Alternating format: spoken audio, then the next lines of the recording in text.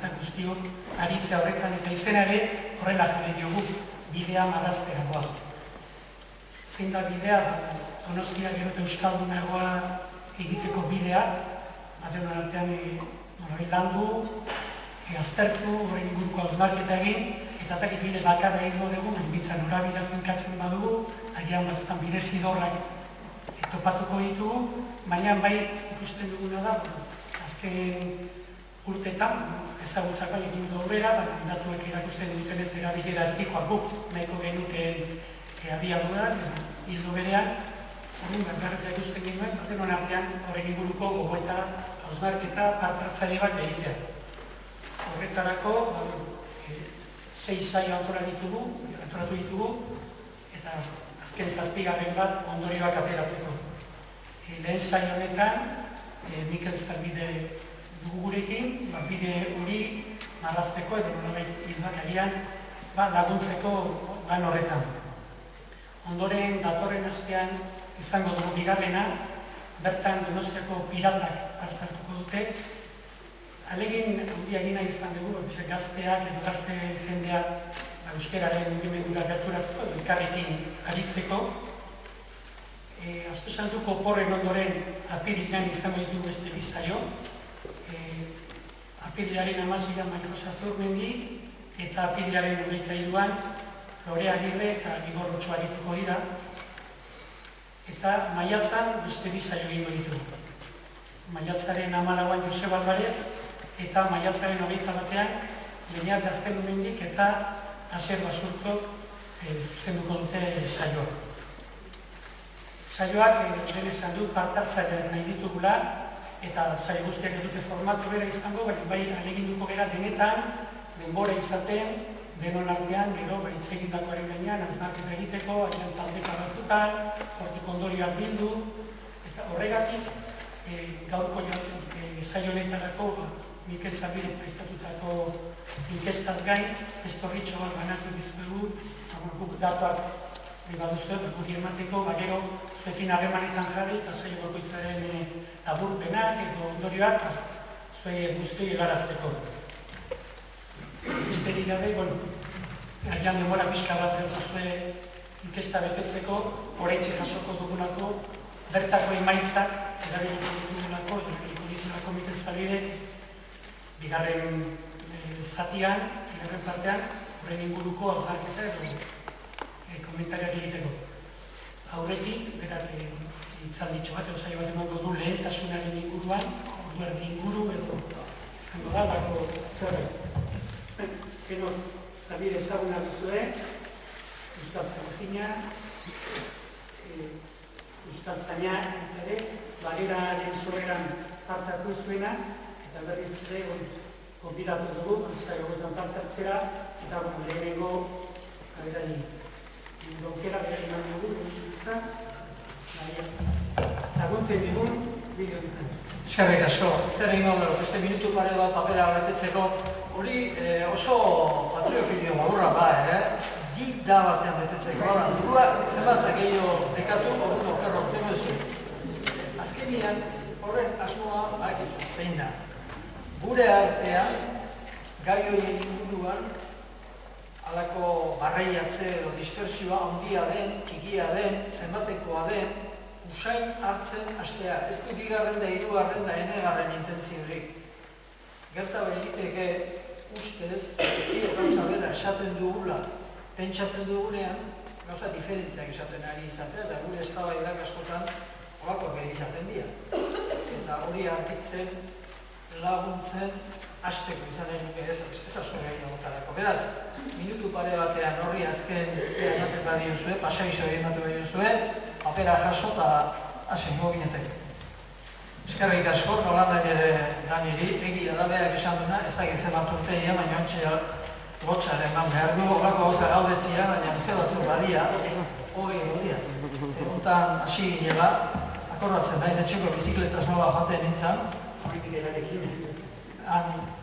Baina hasi edan txabe segunda, baina geho zezen plaza ondu Ambrosen, eta geho izan zen paseo berri ondoko iskinia batean, eta guain ez dakit, nintzatzen? Vale. erdialdera izteko asmotan.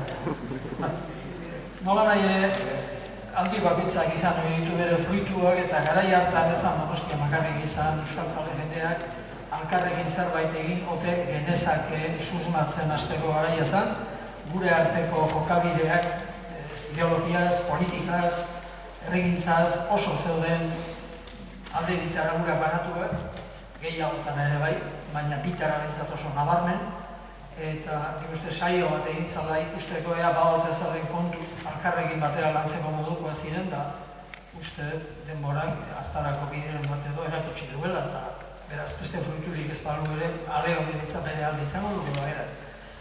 Nik hemen azaldu nahi nukeena, paperak unezko bete badin badituzue behintzat, izango litzateke horiek, ez dakit izena nola dezun bat. Ainarak, landu eta estadistikoki guztion eskutara jartzeko denbora bitarteotan, halako aita gure labur bat erresatuko genuke. Guztio dakiguna, ahalik eta teoria kutsu, usain eta kirats gutxienaz esana.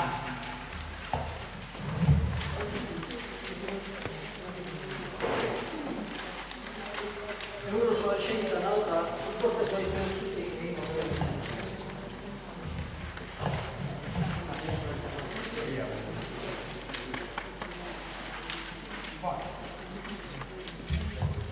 Grado eta seimiko jarriko bagina, esaten hasi beharko horreko. Bueno, eta euskal gintzaren lehentasuna, baina eta zer da euskal gintza? Galdera egin nu hemen, baietz dozena bat erantzun diferentzia erratu. Eta hala ere, guztio gasa eratzek, gauza beraz, ez egitea etorri garelako, no? Gaur ez gehotan sartu. Soilik horren halako apunte labur batzuk egingo ditugu. Esan dezagun, euskalgintzaren alorrean eta oro har hizkuntza bati, une jakin batean, gizarte baten alzoan, daukan pisu, isla eta oihartzun hori areagotzeko asmoak antolatzen direnean erabate edo bestera badirela gutxienez bi orientagide nagusi. Eta oso grafikoa dira horiek eta mundu guztiak edozein hizkuntzatan berdin esate ditu. Ingelesen oso dotore bati deitzen diote top-down, goiti bera, eta besteari deitzen diote bottom-up, beti gora.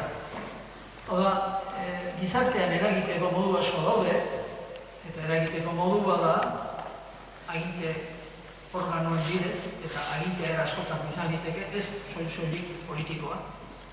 Esi berria dugu, atzo bertan, arratsaldeko 8:00 beste aginte molde bat zen, eta hori bezala gehiago ere, badira. 2000 urteko agintea duen zerbaitek badu agintea ahalmena. Beraz, bat da goiti bera antolatzen den ekimena, eta bestea da beti gora antolatu goi dena. Zein da ona, Alferrikako galdera da, biak dira onak, ondo administratzen, ondo antolatzen eta ondo burutzeko adimenea. Baina zein da importanteena, galdera horrek ez du erantzunik, segun zertarako, segun noiz, segun non, segun nort eta segun nola. Ez du erantzunik, segun zertarako.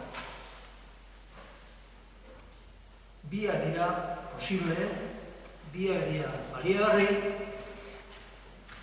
kontua da biak alkarren talkan ibiliko ez dien moduan antolatzeko abildadea, gogoa eta aziertoa behar dira. Eta behar dira, suerte ere behar izaten daulako, eta naiz eta zu kai izan eta naiz eta zu nahi izan, batzutan ez duzu lortzen. Biak dira beharrezko eta posible den neurrian biak alkarren talka jardungo ez duten moduan antolatzea hobenera. Biak dira euskalgintza. Euskalgintzaren antzeko kontzeptu eta antzeko formulazioak munduan 100 daude. Berez, bere burua belaunez belauneko perspektiban segurtaturik, ze esanik ez, belaunez belaun gero eta indartsua duten hizkuntzak oso dira gutxi, momentu honetan bizirik daudenak demagun 6.000 direla, horietarik segun esko ez dira berraune iristen egoera hortan daudenak, eta beste demagun 5.800-ek neurri batean edo bestean bere buruari ere galdetzen diote, eta zein goioa desagartu nahi espaldin bada mundu ontatik. Beraz, gure galdera hori ez da gurea. Guk uste baino, bider zabalagoa da, naiz eta era askotara planteatu izan den eta planteatzen den.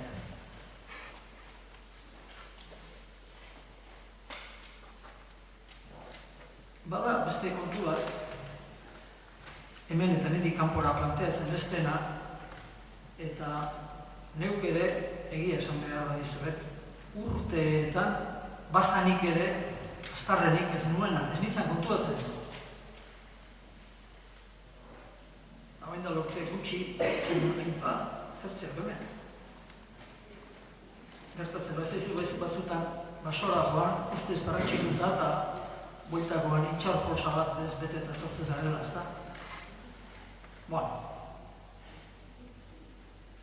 Labur esanik, euskalgintza bi eratakoa izan diteke. Berariezkoa edo bide batezkoa. Berariezkoak esan nahi du, direla personak, 2, 3, 10, 100 esatetenak zerbait egin berri gure hizkuntzaren alde, definitu dezagun zer egin nahi dugu, jar ditzagun hartarako baliabideak eta saia gaitezen hartan. Eta garbi eduki dezagun hori nahi dugula. Hori da, berariezkoa. Berariaz horren bila doanak, horren alde egiten duen saioa. Hori da, berariezko euskalgintza. Bada ordea, eta ez da euskararekin bakarrik gertatzen, berariezko ez dena ere, kasu honetan euskarari buruz ari garen ez, bide batezko euskalgintza esango du, eta adibidea garrikatzen. Oain dela enda demagun 55 urte, gutxi gora bera, Napoleon III indar betean zegoelarik Frantzian eta bere emazte euskaldun enperadoresak San Juanoz, San Lorenzo kalean, Astokalen, astemeak jaitsi eta orduntxe estrenatu hobezan norteko ferrokarrela Biarritzeko bere hotelea eman da Kleopatra bezala asto esneta bainatzen zan garai hartan, hemen zebilen gure artean bere enperadorearen lehen guzu Luis Luciano.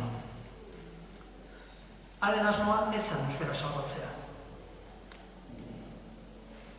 Ez du bintzat inun halako azalpen eta deklarazio handirik inoiz egin, nik dakira. Asko idatzi zuen, edo paper asko bildu zituen, da agian haien tartean zerbait egongoa, baina nik dakidala bere asmoa ez zen hori. Bazuen horreak kuriosidadea, beste gauzetan bezala, ez horretan bakarrik.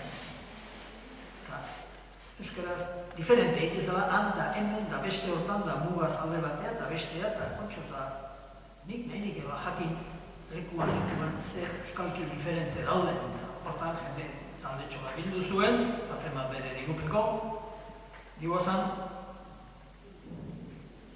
eta alak batean kontuatu zama, nik, eta gurera jartzen badiate, ez dakit, 6-8 modutara, eta iturriagaren solasak beste 3 eratara itzultzen badia, Uriartek bat eta Diguasanek bestea eta Intxauspek bestera eta baina liburu batean jarri behar betu publikatzeko, nahiz eta 50 ale izan, ez zituen 50.000 galeko tirada egiten. Laurak ere fotografia batekin jarri beharko izkieta. Bere asmoa, liburua entenditzeko moduan publikatzea zan askoz gehiago. Baina, erabaki batzuk hartu behar izan zituen. Laurak berditxu behatzi eta jarri beharko dizkiegua, publikatzeko eta inguruan batzuk bildu zituen, da, nola ingo iagoago. Hola, batzuk hori ditu eta bestiak alda, eta, nola ingo egin behar dira, publikatuko badeo. Berak, hori bate baino gehiago izan dute, bai Urki Jok eta bai Okerrez Manago Ilesante. Bere asmoa etzan euskararen ortografia batzea, euskararen batasuna egitea, etzan. Baina iparraldeko euskal ortografiaren batasunaren aldeko neurri handienetarikoa Urexi izan zen. Bide batez, ez ziman hartara, baina bide batez lortu egitzun hartara zijoazenak elkarregin burrukan jardun da, lortzen ez zutena.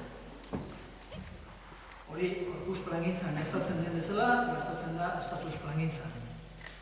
Euskararekin gertatzen da, txango jesu bai, baina hori, gu bezalako euskara eta horako hizkuntza txikiekin, handiek, haiek garbi zeukatek eta haiek aurrez zijoazik. Ez bat jauna, justu alderantziz da. Justu alderantziz. Zautzen, dezue Madrilen Bageraren pareko elkarteik, Pasalbarra el Español en Madrid. Zautzen, dezue bakar bat. Zautzen, dezue jendea, bere lana utzi, bere dedikazioa, bere orduak, egin zitzakeen bestelako espezializazioak, alde bat ere utzi eta hortan bere denbora, bere dedikazioa, bere esfortzu inbertitzeko presa guana. Ez duzu, bere lako bilatu. Beharrik ere ez, eta zeatik. Ez talako, berariazko espainiol gintzari behar Madrilen, bide batez egiten da guztia. Hizkuntza handiek, eta zenbat eta handiago izan, orduan da neurri handiagoan, ez dute berariazko ekiz hizkuntza gintza bultzatzen bide batezko ekiz hizkuntza gintza baizik. Ez jendeari bermatu behar diogu bere eskubidea telebista ikus dezan eta gaina bere gustoko telebista ikus dezan. Esaten ez dena da, baina guztiak gaztataniaz. Bide batez, esku ez guaz, hortara, eskubide bat ematera guaz. Hizkuntza handi guztiek funtzionatzen dute horrela. Ez da, txarra izango beraz, bide batezko hizkuntza gintza.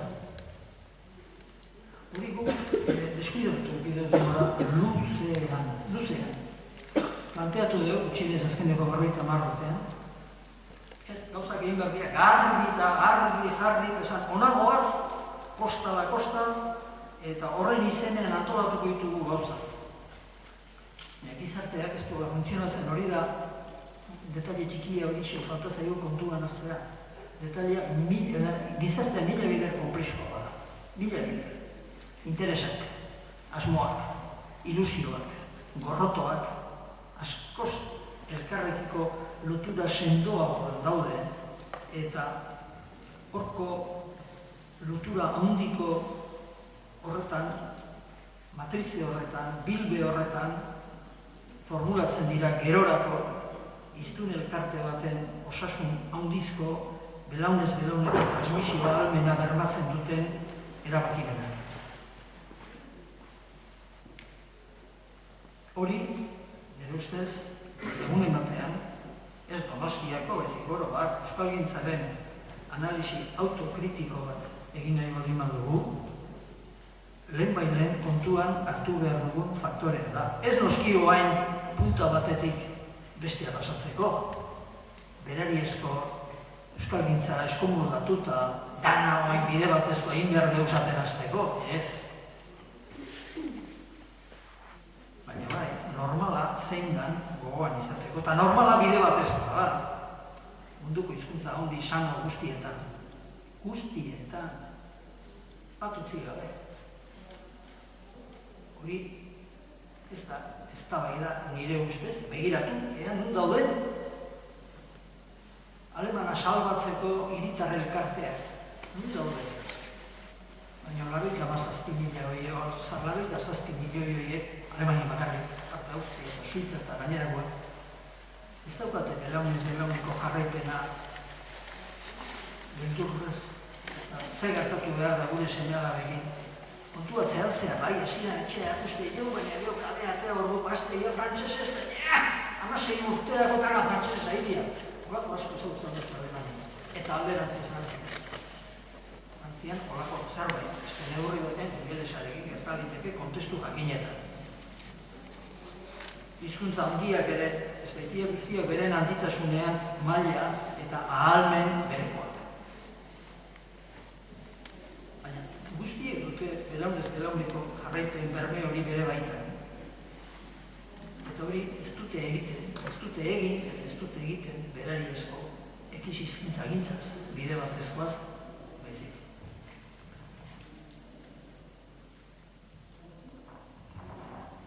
Euskalgintzaren alorrean, bestetan bezala, pisu handia du modak.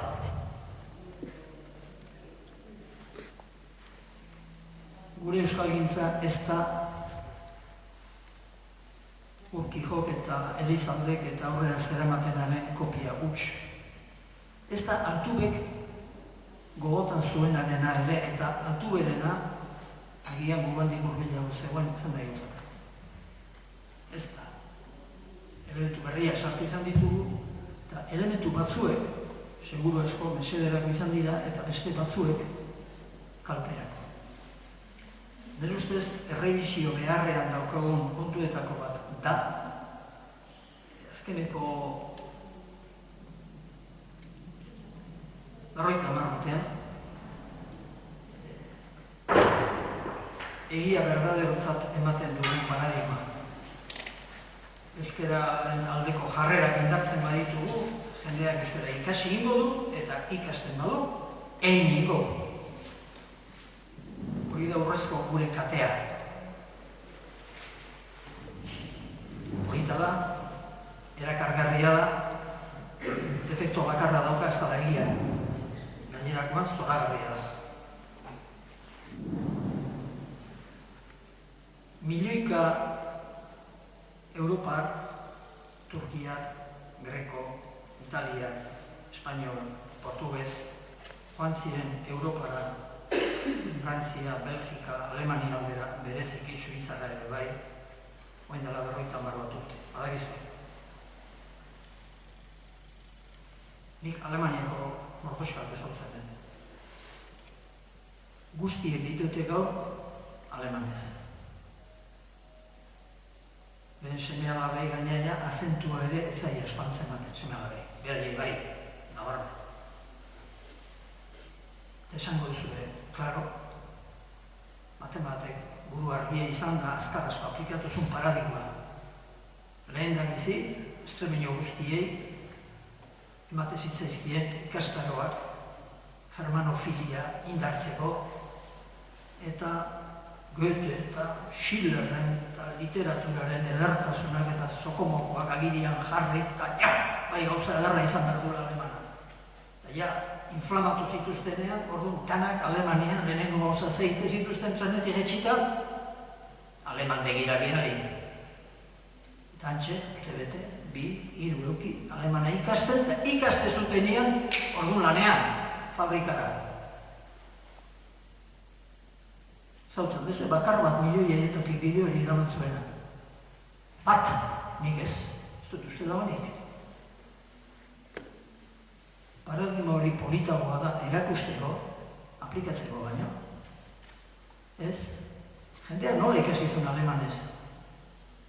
Lehen da bizi aleman zaletuz, eta gero aleman tegira bidaliz, gaur trenetik etxi eta bihar fabrikara goizeko 5 ditan. Hola ikasi zuten. Eta zenbatik ikasi dute guztiek, hori ez da torba bat, gure paradigmarekin. Eta zenbazien hola, milioika, tontuak eta listuak eta erdibideko guztiak. Horrek ez du fallatzen. Ez du fallatzen. Zuen artean baldainoak bizikletan ez da gienik. Demagun guztio dakigula. Nola ikasi zen duten bizikletan ibiltzen, badakit. CCC Academia, cursos de bicicleta. Juan, Arbelean, endabizi manillarra. Lección 1, manillar. Izquierda, derecha. Gero, frenoak, freno delantero, trasero. Hirugarren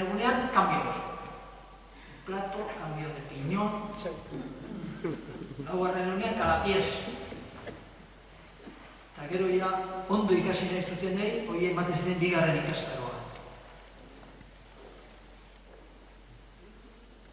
Barra de acero, barra de aluminio, con aleación de cromo molibdeno, hori ja nota. Eta gero ateatze zinen, eta jazta, lasai bizikletan ibiltze zinen, bai? Bai, ala ez. Inork ikasi hori bizikletan horrela. Inork, hemen novenotatik. Bakar batek ere ez. Ez da horrela ikasketa prozesua. Ez da horrela.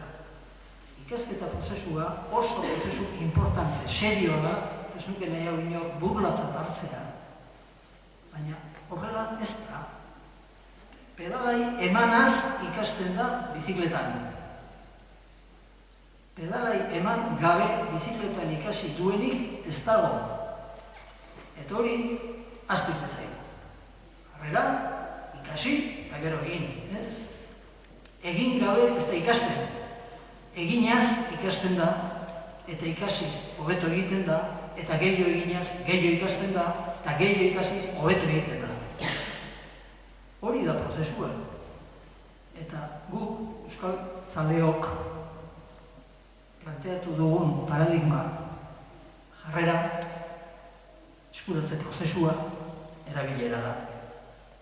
Eta guztio, ez anik bakarrik, guztio, lehenago edo beranduago aitortu dugu, bai,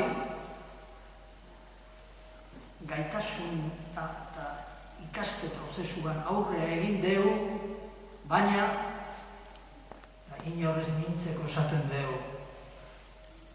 Erabileran ez deu hainbat aurreatu. Egin esan behar bagenu, behar bada, bigarren esaldi hori modulatu inarko genuke eta ez arrazoi estilistikoen gatik bakarrik.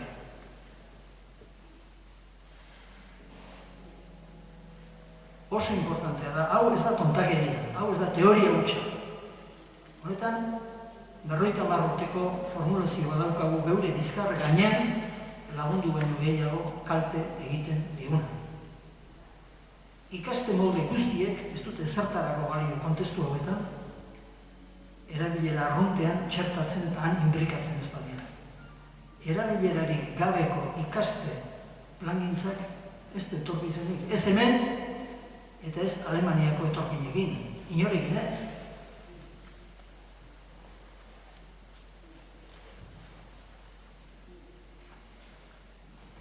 Ez dakit, Ainara esan ditzen, ez dakit. Bukatu da, edo... Kontrolitat. Ez, lasai, netzat hori. Urrengo pausoa,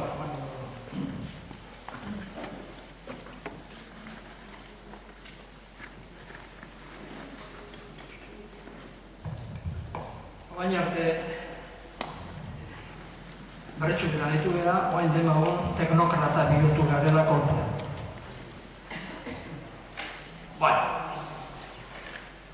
Inaidekin esango, baina zerbait egin beharko diago. Ahos jartzen gian zein behar den, ik esan dagotik zein behar ez dan esan de, baina zein behar dan apenas. Demagun, biltzen garela, biltzen zaretela, 5, 10, 126, euskaltzale, Donostiak, aztertzeko, zer egin dezakegu guk behetik gorako euskal gintzan. Konforme egongo baizarete, gure esparru naturala behetik gorako dela. Gutako batek, bik edo erdik, horrezaz gainean, goitu erako hortan egiten badin badute, ahal bidez edo lan bidez, beste kontu bat izango da, goitireko izango, baina hemen, bagera elkartearen definizio esparru natural, duin eta lehen da bizikoa, behetik gorakoa. Eta beraz, az gaitezen oen, era tekniko hortain, zenbait teknokratiko dituko duen horretan, esate, zera, hartu zuritzen da, gauzak aletu eta xehetu behar izaten dian ezela, hemen xehetuko aldeu pixka bat gure lana. Behar osoan izketan hasten garenean, ez da, moduik, gure artean, konpontzeko eta entenditzeko eta ezer adosteko, behar bada, puntuz puntu, ez da, baldin bagara, puntu guztietan ez bada, laurdenean edo, erdian edo, 3 laurdenetan, igual ados gaude, eta zerbait aurreatuko genuke, laurdenean edo, erdian edo, 3 laurdenetan, konforme hongo baginean.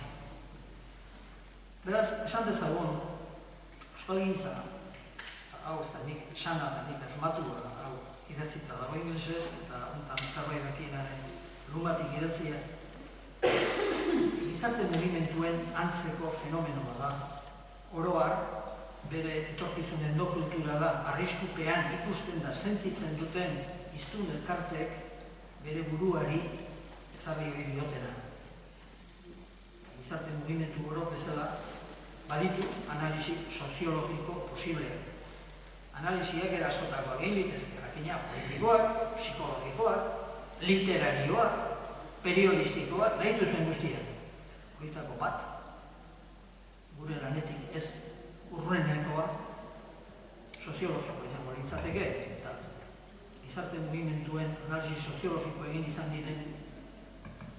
denean, atera izan diren kontuetatik hemen olako zerbait aplika liteke. Esan dezagun, bueno, eztabaidan hasi behar baldin badeu, eta batek esaten bau, nik hau egingo nuke, nik B egingo nuke, eta nik C, eta nola konparatuko ditugu A, B eta C? Norbaitek esan dezake, ez da buruan ekatu Mikel, egin ditzagun guztik, eta batek zertako balio duen. Olako asko egin dugu euskaldunok, por si acaso, proba dezagun.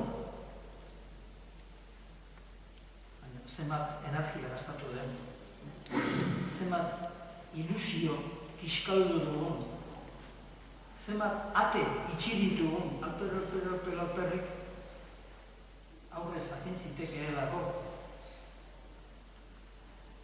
Avioneta batekin, joan zitezkeela, Hondarribitik, Palma Mallorcara, Martera, ez. Eta hori ez da iritzi kontura. Gauza batzuek badute dimensio bat, eta dimensioaren berri izatea, ez da geure buruari gaizki opa izatea, zuhurtasun printzipio ezin saiestukoa baitzik.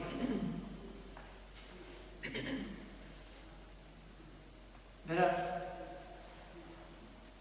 aukera diferentea jarriko bagenitu aurrean, zein aukera hobetxe erabakitzeko orduan, galdera bat izango litzateke, baina hau neurri hau aplikatzeko adostasuna gure artean baldin badago eta hontan sartzen badea, hortik ze espero liteke.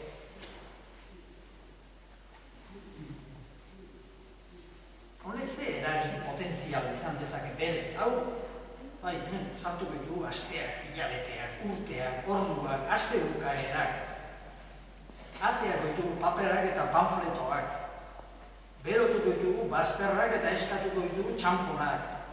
Baina, hori dana egingo dugu, baina hori dana eginik ere, hemetik ze zumo atera diteke.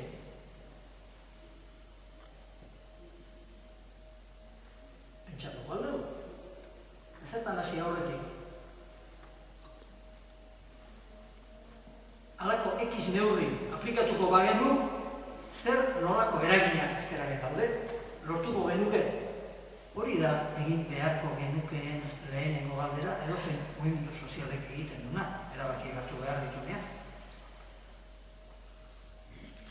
Bat, hau deskomposatu egin diteke, horregatik diot, honek usai tekniko, baitentzat usai teknokrata badu bela. Eragina nola neurtzen da. Bata da magnitudean. Honek, neurri honek, aplikatzen baldin badeo, zenbat Donostiarrengan eragingo du.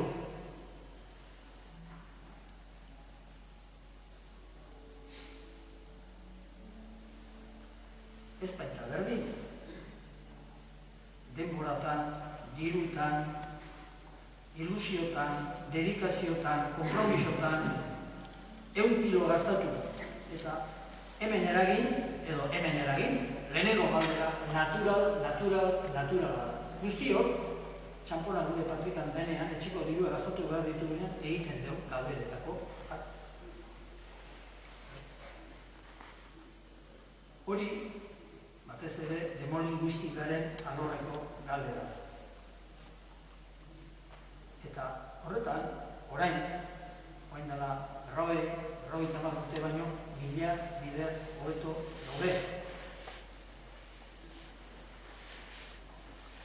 Badakigu, 1000 muga eta defektorekin, baina badakigu, termino komparatiboetan, mune jakin batean, eta aldiko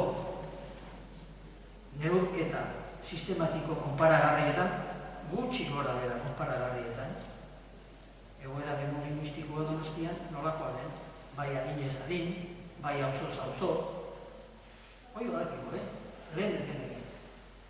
Beraz, gaitasunari dagokionez, bai jendearen lehen hizkuntzari dagokionez, eta bai demagun funtsezkoa delako etxeko erabilerari dagokionez, orain baditu erantzunak lehen ez genituen.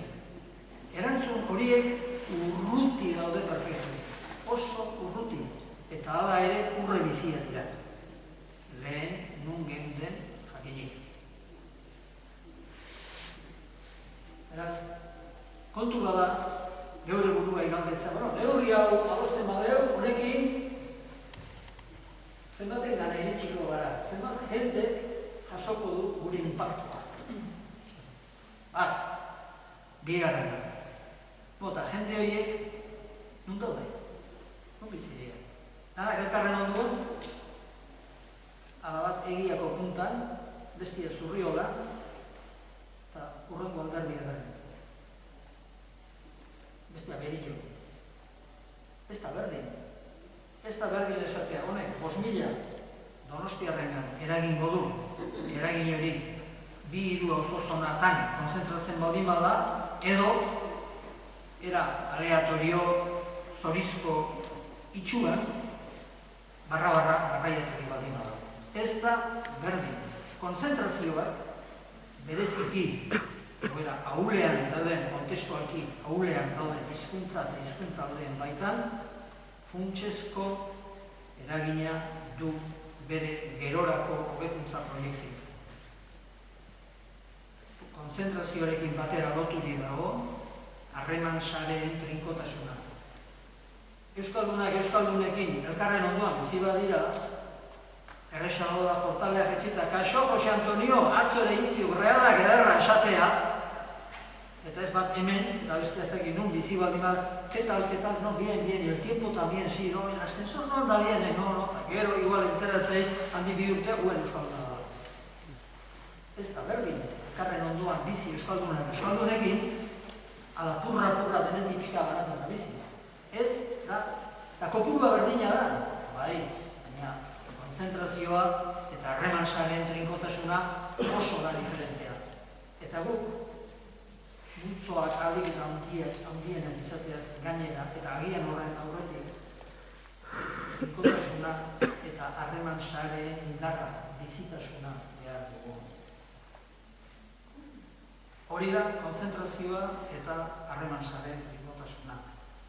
Bada beste kontu bat, baiko neurri hau batzen baldin badeu, zenbateko txispari, zenbateko letxea dikone, zenbateko intensidadea dikone.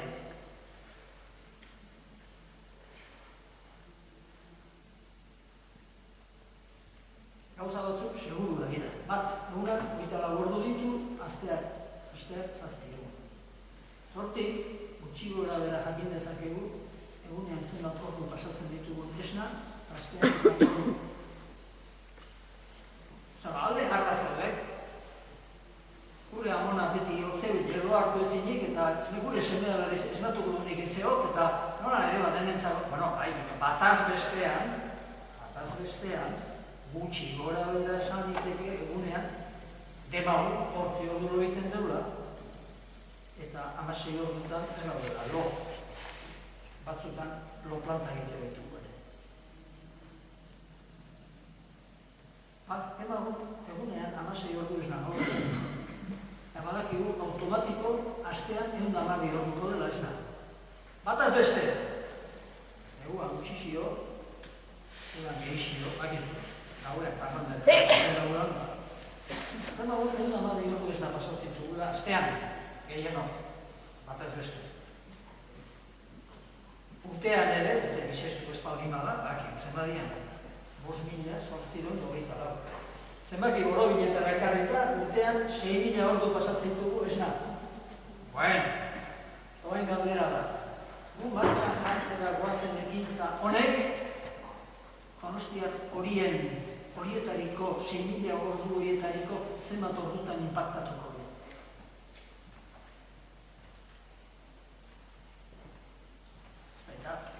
Gauza bera, egunero eta egunean 3 ordu, ala urtean 20 orduan ordu erdi. Ez da erdi. Hori ere kontuan hartu behar, genuke. Askotan ez da kontuan hartzen. Baina, elementu horiek funtsezkoa dira, hizkuntzaren indarbarretzeko planak egin nahi baldin badira, gutxienezko oinarri objektibo bat. Gero beste kontua da, guk hartzen dugu, neurria hartzen dugula, neurri honek ze ondorio izango du neurri horren jasotzaileen hizkuntza gaitasunean, eta ze ondorio izango du neurri horren jasotzaileen erabileran. Erabilerarena gaur, ez dela, duzu epango bat, zingo dugu adibide bat emateko, ze eragin du gaitasunean. Zer hasi behar behitu gau baita, sorak egitar. Eiten duna alde izango dit, alde zer da alde. Zer da alde.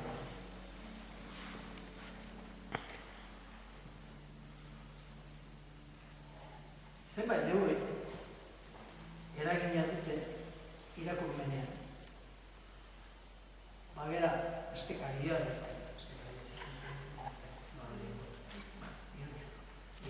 Estean behin ateatzen bada, horrekin batez ere lortu dezakeguna da, hori irakurtzen dutenek bere irakurmena indartzea. Gero bide batez eta zeharka eta algo eragin moduan, hobeto idazten ikastutela, baiteke. Baina, dakiguna da, irakurriz, irakurmena hobetu gautela. Dakiguna da, pedala emanaz, bizikletan irentzen ikasten dala. Ez beste. Bide batez, bizikletan ebiliz asko ikasten, eta gero, kotxean irentzeko, makaleko bentaja, txekia. Hori etzekia. Nire gana, pedala emanaz ikasi, bizikletan irentzen ikasten. Horta hor, segundu. Guk, astero bizkaritxu bat ateatzen badeu, gaitasun aldetik, seguruena, probableena da, irakurtzen dutenek, euskaraz irakurtzeko beren ohitura indartu, sendotu, aberazten dutela. Irakurmena indartzen ari gara.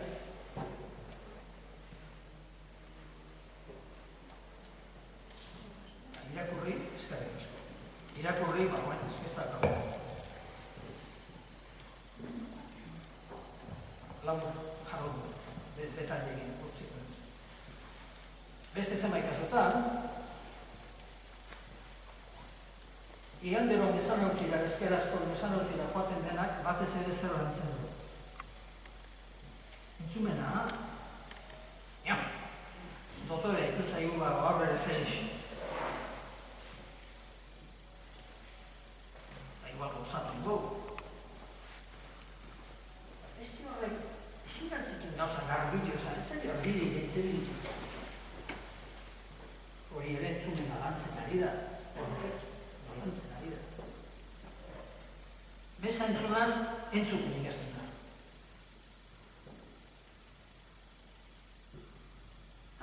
Eskolan? Hor bai. Hor idazmena lantzen dute ikasleek, diktaketak dialata, apunteak hartzea dalata, dago bere kabuz.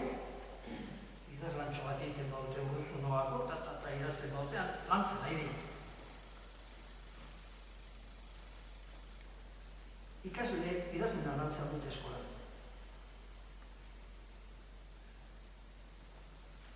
Kalkulatuta daukagu, B ereduko ikasle batek, esna dagoen, urte osoan esna dagoen 6.000 ordu horietatik, 16 pasatzen ditu gela, gehiago ez. B ereduko ikasle batek, 6, B ereduan 8, A ereduan 3. D ereduan dagoen horrek, esna dagoen orduen 94, gelatik, kanpora pasatzen ditu. Ez da diktaketan ari, ez da idazten ari jota fuego, guain, igual, beste makina berri hori, ez da kiruze hizkuntzatan zerbait egin du, baina eskolan, ez. Elan dagoenean ere, Europa 16 hortan, idatzi, beste egizaldu dute gure ion txogorrek, goizeko 8 arratsaldeko 5 arte. Beste egez, gara horruen. Gelan dagoen ordu horietatik, zenbat ordu pasatzen ditu idazten. Gehienak? Ez dut uste. Zertan pasatzen ditu gehienak? Txikien ganean, entzuten. Horregatik, egiten diren, kasleekin egiten diren, euskara mailaren neurketa guztietan, entzumena, euskarazko entzumena, nahiko ondo ateratzen da, ez da ereduan bakarrik. Zergatik, pedalai emanaz ikasten dalako bizikletan ibiltzen, egun oso entzuten ari baldin bada euskaraz, nahiko ondo entenditzen du euskaraz. Horregatik, ez entzumenezko liburu eta proiektu bereziak aplikatzea zaizkio horako, ez, entzun inberdurako, animatera arte. Ander, entzun zesateizudan, guaina izin jantzu zerbaitetan. Momentu batetik aurrera, barne gogoetar pixu handia hartzen. Rollo hori eta rollo hau egitze zaio ikasleari. Eta baditu, inguruko personala pixka bat oteatzeaz aparte, bestelako interes biziagoak, irakasleak zer esaten dion, etengabe egunean 6 ordu entzuten jarro baino. Barne gogoeta gero eta garrantzia handiagoa du. Honek esan nahi du, zati gehiena entzuten pasatzen badezu, eta atento entzuten ari ezarenean, barne gogoetan ari baldin bazara, zer gelditzen zaizu irakurtzeko eta zer idazteko. Inor neurtu baldu, D ereduko 10 urteko neska batek, mutil batek, urtean, batez bestean, zenbat orrialde idazten dituen euskaraz, bai diktaketan, bai apunte hartuz, eta bai bere kabuz. Nik inoiz proba egin nun, itzauli batean esan nun, eta entzun itunak entzun da, esan nun, Iker, hau isirik.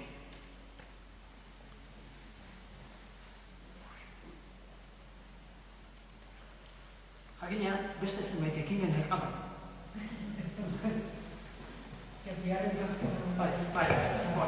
Labur, eragina deskomposatu egin diteke, puntu. Ez ginetik egoz egongo erala urbildu egingo ginetik. Eta osagai bakoitzean posible genuke, esatea, osagai horretan martxan jartzera goazen ekintza honek zenbateko eragina. Eztabaida hori kualitatiboa da, eta beraz, komplikatua, delikatua eta oso aberatsa. Baina nolabait operatibizatu nahi bagenu gutxienez, esan beharko genuke, ara, 0-tik 10 puntuazio emango zioenik honi osagai honetan. Bere eragina, utxaren urrengoa baldima da, 0. Mandezagun, euskararen mintzamena zenbat lantzen dute urtean behin kursalea, musika astea, musika dira joan, eta han Erderaz gaine euskeraz, azalpen normalean oso euskera txukunean entzuten dituztenik. Zero, zuten hitzamenik lantzen, gehienik ere irakurmena edo entzumena. Zero! Zero ordu 6.000-aren artean, 0 zati 6, zati 6.000, 0. Bien, hoi da, utxaren urrengoa. Bestea da, erabatekoa, 10. Eta tartean egin ditezke, hiru, bost, zazpi, apal, ohargarri, sendo jartzeko, eta osagai bakoitzari puntuazioak emanaz, ikusiko genuke honek zenbateko eragin gutxi gora berakoa du. Gure artean eztabaidatu eta adosten saiatzeko. Igual ez dek, 3 izango, baina zazpilazio horri jarri, por favor. Zaldek ikusten eztabaidatu, diskutitu eta agian bosta da. Hortarako balio izan dezake analisi mota honek. Hau galdera batzuk dira, eta egin potentziala, hau da, honekin egingo bagenu zer lortu behar izango genuke. Beste galdera bada, baina uste dut gaur ezingo denula egin, edo ezin dutzat garatu. Bueno, eta egin nahi den neurri hori egin arriteke. Hori beste galdera bada. Igual, majoena egin zaigun neurriak duen defekto bakarra da, ezin dela egin, gainerakoan, bagarri. Egin garritasuna nola neurtu beharko genuke. Hemen ere osagai hasiko bagina, bat, legez, egin garrian da.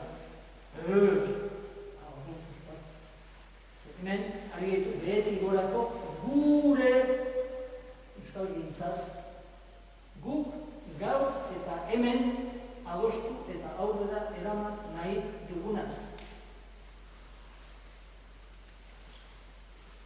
Eta baliabide aldetiko egingarritasuna, aldeu gizajendei, kopuruz, trebeziaz eta disponibilidadez. Egon liteke jendea, hortak asko dakiena, egon liteke asko gaina olatua, baina batek 10 gaixo daukalako, eta bestiak semea bisitatzen jun behar duelako zehar, nik askontan ezin diat, horrekoa, danoi gertatzen zaigu, da? Hoi dana lehortu beharko da, baldak aurrendeik egin nahi deuna egiteko. Beti gora nahi dugu, ez espiritu santuaren egin. Hirugarrena, hau dedikatu dago da, baina planteatzen da. Egin nahi dugun horrek baldu zilegitasun ideologikoak. Baldu gu bizi garen gizarte honetan. Ez beste nun bai. Onarpen sozialik. Baldu ahalmenik hartzen dugu neurri horrek urrengo goizean, goizeko behartzetan, periodiko bat, 2 edo gehienak, egian hartzeko. Que brutos, miralos! Hori ere kontuan, hartu beharko genuke, ez da? Zuhurtzia minimo. Beste bat. Baldu bere gaintasuna. Herri egiten diruaren mende hon behar aldu dana, ala bere gaintasun bat badu,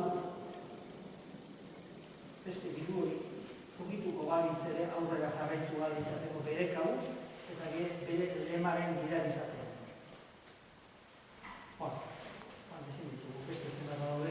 Kontura da, era honetan posible litzatekela. Euskalgintzaren analisi lasai, komatxo artean, lasai baterako pauta batzuk, bai gainean hartzea, esatea, prestal gaude honelako irizpideen arabera eztabaida bat egiteko eta ikusteko zertan gauden ados, zertan gauden. Iruditzen zait, lan luze xamara da, estarregarri ere bai, eta horretatik arreskutsua. Euskalgintza ezer behar bali badu, da ilusioa ez itzali. Behetik gorako euskalgintza ez duzertako balio, ilusioa, gogoa, grina, itzaltzen bali da.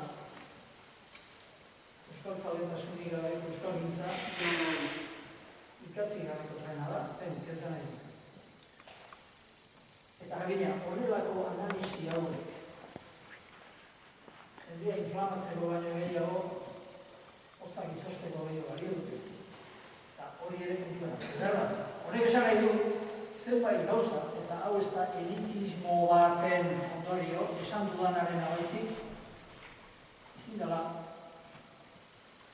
denon artean eta egin. Zenbait gauza egin da hortan dakitenen artean, eta beste behar diote horri, konfiantza bat aitortu, hortan gehu moldatzea ez, zerta iriste zarete, geho elkarri eta geho aztertu. Ja, gustatzen zaigun ala ez, baina prestaz, adostu ezazue zuen artean, iritzi diferentetako batzuen artean, ea hortan zerbait egin egiten. Hori da, nire ustez, aurrera begira, falta zaigun puntuetako bat. Lehen esan dituen, zenbait paradigma zaharkiturik gelditu zaizkigu. Berritu. Ezin dugu, beti gauza bera esaten segi. Gizarteak eta eguneroko jardunak erakusten digunean, lehen esan dudan moduan, ikasten dutenek automatiko ez dutela egiten. Beste zenbait paradigma. Ez da horrela gizartea. Galdera batzuk egin ditugu hemen, eta galdera hauen intentzio nagusia zein da esan dizu. Gure artean garbi dauzkagu iritzi batzuk eta bide beretik algarbitza edo aniztasun, zenbaitek esango duke diskrepantzia, beste batzuk aberastasun handiko publiko baten aurrean gaude. Hortarak egin dago, ez pentsamen atzean egundoko zeari dago.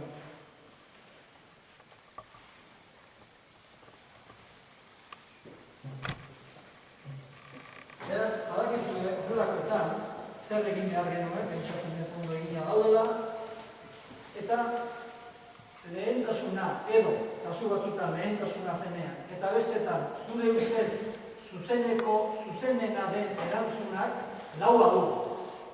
Lehentasunik txikiena edo okerreneko erantzunak bata du. Beraz, bata da bajuena, bai lehentasunez, eta bai zure ustez egiaren hurbiltasunez, bajuena da, eta laua da altuena. Nire seinalabek eta hilobek euskaraz egingo dute Donostian, zer da funtsezkoena.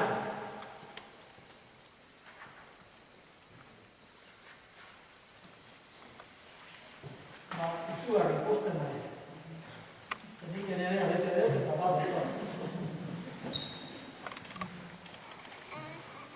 Bai, esan duzue, harreman sare egonkorrak mantendu, eta hau da, lehen esan dizuedan paradigma kontu horretan, bautizut esan.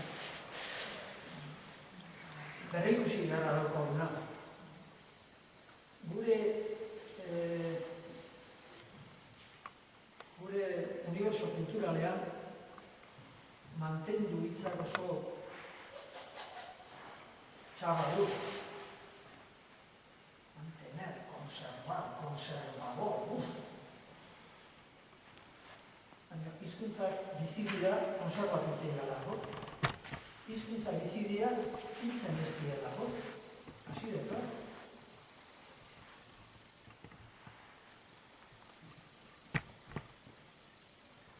hiltzen ez diena bakarrik bizirik. Beraz, bizirik mantentzea, bizirik jarraitzea, izatekotan konservazionista da, hori askoz modernoa bada, gaurko ekologiarekin. Eta ez balitz ere, kontuan hartu beharko genuke egia, berdaderoa, delako horregatik bakarrik. Kontua ez da konservadorea den, ala konservazionista den, kontua da, egia dela. Hiltzen da hizkuntza, ja ez da bizi. Beraz, lehen da bizirik behar dugu, bizirik dagoenari, bizirik eutxi. Bizirik mantendu. Oain dela 100 urteko euskaltzaleen dokumentuak aztertzen badira, eta hemen bada baino gehiago alakoak egin dituena eta publikatu dituena, medidas adoptadas para la conservación del vascuence. Hori, erabat, 90 hamarreko hamarkadan utzi edo. ¿Qué conservación? educación y qué puñetas. Eta handik aurrera, hautsi egin dugu jarraipenaren filosofia hori. Jarraipenarekin bakarrik etorkizun neharra dugu. Jarraipenik gabe ez dugu etorkizunik. Beraz, horregatik hemen, ez dut esan, eratu, egin behar mantendu eta eratu. Eta lehen da bizi mantendu jarri du, eta gero eratu. Ez den gutxitako balio du, ito berria denari, flash, oxigenoa sartzen saiatzea, itotzea zikoazela ikusten zenuelari, bingo itotzea izen da pakean ezten gaudin badezu. Lehen ito aurretik salbazazu, ito ondoren itota dago, lehentasun problema bada, guk, gure belaunaldiak, ni, galdu duguna. Hori, hemendik kanpora, berdintza ize kontinentetan, ez da gertatzen da. Hau oso gurea da, azkeneko 50 urtean. Lehentasunean bioze hori. Eta gero, ni asko posten nahi, bat biri eman diozuen lehentasuna. Etxetik, euskaldu diren gure semea labak euskaraz alfabetatu behar ditugu. Hore zer esan nahi dugu, erdodunak ize fresko hartzen bialina ditugula? Ez! Hore esan nahi dugu, euskaraz bizi den, euskaraz funtzionatzen duen, eta harreman sare diferentetan ahoz eta idatziz jarduteko gaitasun nabarmen samarra eskuratzen duen belaunaldi berririk ez baldin badugu alferrik diala gainerakoak. Odola, bihotza muitzeura. Bomba behar duela hori muituko una. Eta bomba hori euskaldun aktiboa direla. Baina berditzek euskaldun kentu eta jarri Filipino. Berdin du. Hori universala da. Eta hori lehentasun eman diozu. Zora da. Eta gero, dudak izan dituzue garbi dago. Nik ere bai. Euskara aldeko kampainak egin behar ditugu, edo Donostiak euskaldun gaurko euskara bildu aztertu eta garditu egin behar dugu. Zuek akordatuko zarete, baina batzuk entzat. 70 marka da, Franko hilaurretik, irripara egizu arren errekako esmunarekin, da lehenengo movimentu batzuk hasi zirenean, eta Donostiako hitzak garbitzen hasi ziren batzuk, eta partezatean da, papera jartzen da. Zagirako, biak horretzen naiz. Nik isirik nolako nuke, jakina, hoxe, erradia, hori gainera euskaltzen ditik etorri, eta gero gainera esan horrek ez duela zertako balio. Zerta, bakoik esango, zaten dudana da, ontarako ez duela balio. Ontarako, Eta adibiderik eman diteke. Juan, Israel. Jende asko dio, ben Yehudak berpiztu zuela. Hebraiera. Di defekto bat. Zeo, helik, beraz, berpiztu ez. Eta bigarrena, etzan bera izan. Etzan kapaz izan semeala bera guztiko. Txean, ez du denik. Ez, iztegiak eta gramatikak itezitu. Hori beste kontua. Ez da txarra, beharrezkoa da. Baina, ez da hori euskaltzale talde batek buruan duen lehentasun. Bigarren blokea. Donostiarren Ronaldunek, edo euskaltzale ez direnek, zer?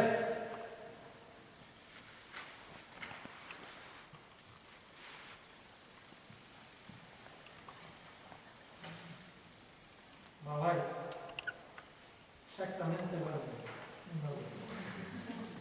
Exactamente verde. Ez gabiltza inuti,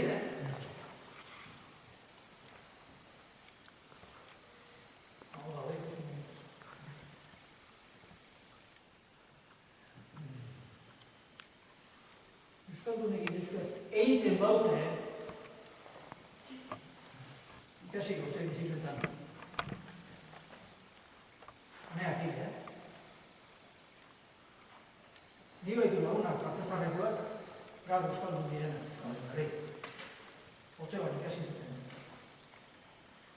Besteak bihu bat aldizute ginean, Xumeroko kantua kantatuz, hemen daude batzuk, aitako bat beste zartuteko.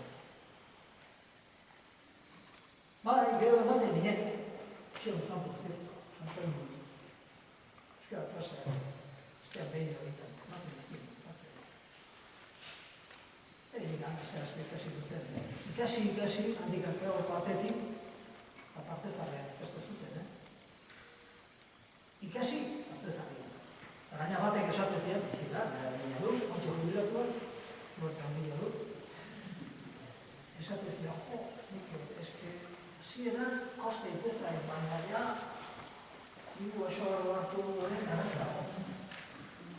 Plurifikazio lingüística, konzeptu hori landu da dago.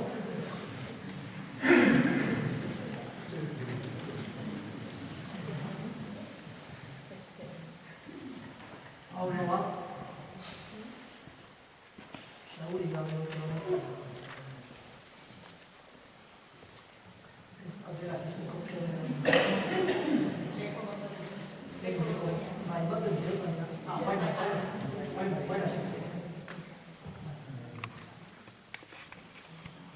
non egin behar genituzte adeginik handila?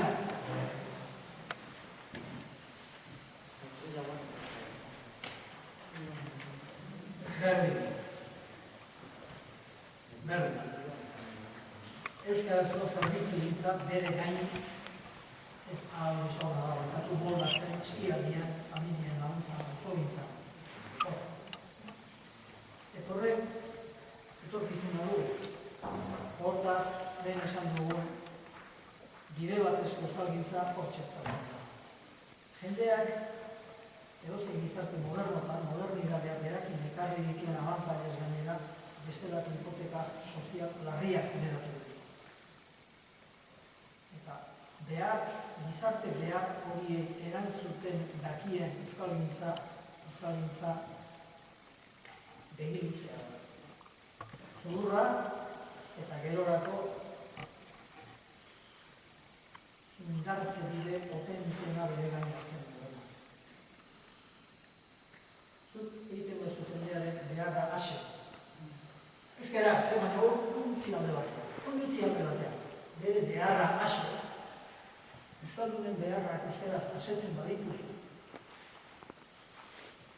Lanpostua generatzen ari zara. Satisfazio soziala generatzen ari zara. Problema sozialak konpontzen ari zara. Eta zure euskalgintzaren disparate horrekiko erabat blindatzen ari zara. Osasuna generatzen ari zara gizarte batentzat. Eta hori ideologikoki errebatitzen oso zaila da. Laugarrena, eta guk ez gozio. Zeleku da hokien diru laguntzei, beti horrek euskalgintzan. Ontan ez gabe konforme.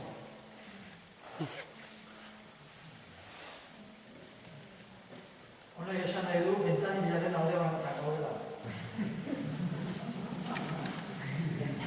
Zuek eskatzen da nire ematen den, berean uste. Herria egiten diru laguntzak, utxaren horrengo dira eta beraz ez dute balio. Eta, atera bat, ondorio. Atera bat, ikunarko bat dute. Oso importante egiten,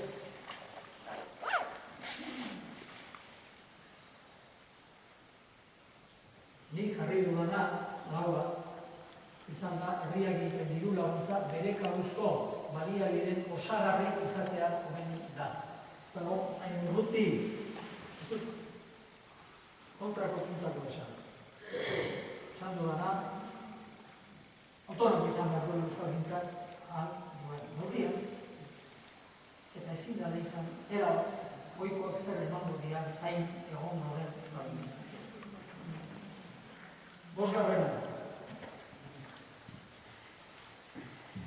Ze irizpide jokatu behar euskalgintzan, auzoz-auzoko perspektiba.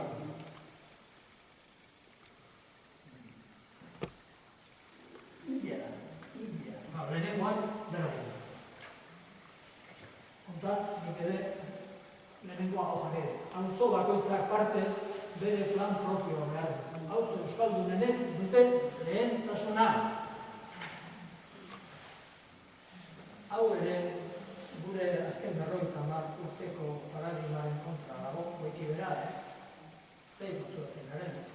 Izugarri posten naiz, nire zaudeten hor lehentasuna honi eman izan, izugarri. Baserritar besteik ez ditu bizi hor da, zertako behar diogu hori. Bizia hor dago. Bizia hilakoan etorri gara. Sondarra piztuta dagoen ari eta zizkio zotzak, ua indartu behar da, handi gatera behar da zua, oin dela biaz itzalitakotik etorri da. Baina lehen hori ezan da, lehen bai. Gaur ez?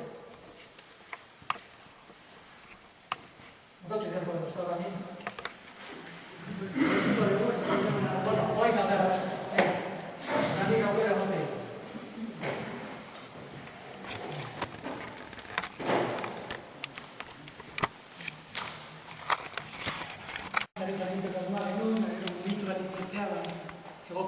Egokien aurrere, denak aurrera ginen aurrera, bertan ere mikrofonorekin arazoa izan dugu, ez dugu, baina, norbera, zaitupenaren gainean edo zer egidearen dituen bost eta horien eratu blokeka edo bakoitza egiten agian proposamen ezagok egin ez du. Zenbat, zuena da, beratzi kartez. Bueno,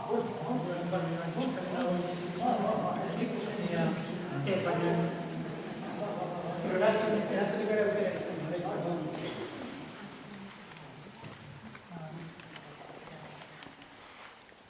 Bai, gotxatu. Bai, duke. Gutxi argitaratu da arruek egindako ikerketa 10 edo 10 inguruko aurrak eta 14 inguruko aurrak nun erabiltzen dute, zenen arabera erabiltzen duten gehiago euskera. Eta guri interes dezigu erabilera noski, zuri doa eta guretzako ere hori da helburu nagusi erabiltzea. Eta atera da, D eredua datenak hori da arrazoi nagusina 10 urtekoak euskera gehiago egiteko. Eta 15 urteko horien artean, arrazoi nagusiena euskera gehiago erabiltzeko da, eskolatik antolatzen diren euskerazko ekitaldian o ekitalditan parte hartzea. Orduan, zerri badakigu jadanik, osake, zeintzuk gehiago erabiltzen dute euskera gutxienez 10 urtekoak eta 14 urtekoak. Beste basada gero, helduak eta, hor, egin beharko genuten baita, zut esan bezala, zenbat ikerketa, gauzak gehiago jakituko, hobeto jakituko. Zatik, dozta, hobeto jakin gauzak, hobeto egingo ditugu eta hausnarketak eta antolamenduak eta gehiago lortzeko, ezta? Lehen horrek asko pentsatu arazi dut, ezta? Hemen adibidez esaten da, uste bosgarren blokean dela, gontxeren ez batzen zer blokean, baina eskolan, eskola munduan edo, badirudi eskola munduan, derekoen, ezinbestekoa dela, 10 urtekoak asko erabiltzeko euskera. Eta, gero, asko erabiliz, ikasten da eta ikasiz, erabiltzen da, eta bien arteko zukondo aipatu duz hori, bien arteko lotura mundia da. Bueno, pues, badirudi, 10 urtekoak, asko segiago erabiltzen dute eta baita ikasten dute gehiago. Lehen aipatu duetan horren arabera, ekitaldi eskolatik kanpo antolatzen diren, beste egitasun eta ekitaldi eta horakoak, eta hor gehiago erabiltzen dutelako, hortik kanpo ere badirudik ero gehiago erabiltzen dutela. Zerbait pixkatxo bat badakigu. Orduan, adibidez, gauza horiek egiten baldin behitugu indartu, hori behintzat jakina daukagu. Gero inbar dugu, ez dakiguna, ez da behiratu, aztertu toio gana, dazkigunak nola aprobetxatu galdetuko nukenik. Zu mundua, hezkuntza mundua, zera aditu bat, nite. Bueno, gos askotan, baina hor, hezkuntza mundua aditu bat.